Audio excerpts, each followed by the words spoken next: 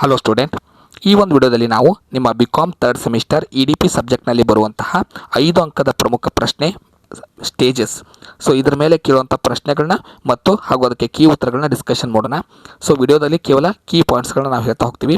Explanation 2 ಅಥವಾ 3 line ನೀವು ನಿಮ್ಮ ಓನ್ನ ಬರೆದ್ರೆ ಅದಕ್ಕೆ ಮಾರ್ಕ್ಸ್ ಕೊಡ್ತಾರೆ.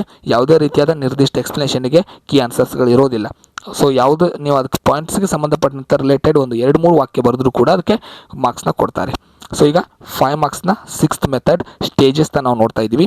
First question, explain the steps involved in project identification. ಅದಕ್ಕೆ ಉತ್ತರ analysing, understand government policies, SWOT analysis, selecting A project, establishing N enterprise, project identification, project selection. Next question, explain the stages of entrepreneurship development program. Answer, initial or pre-training stage, training or development stage, post-training or follow-up stage.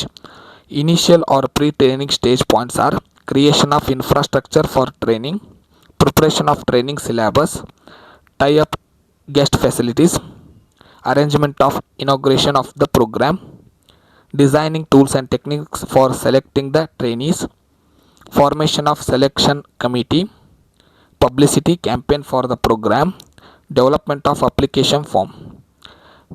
Second point under that and points are, so training or development stage, post training follow up stage.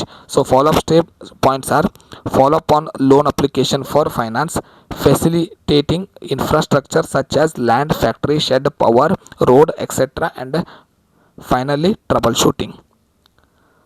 So next question, explain the stages of selection of project.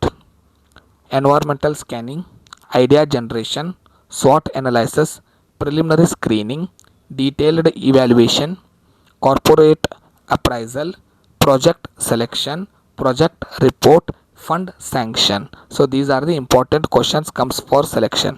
In next video we will discuss next method.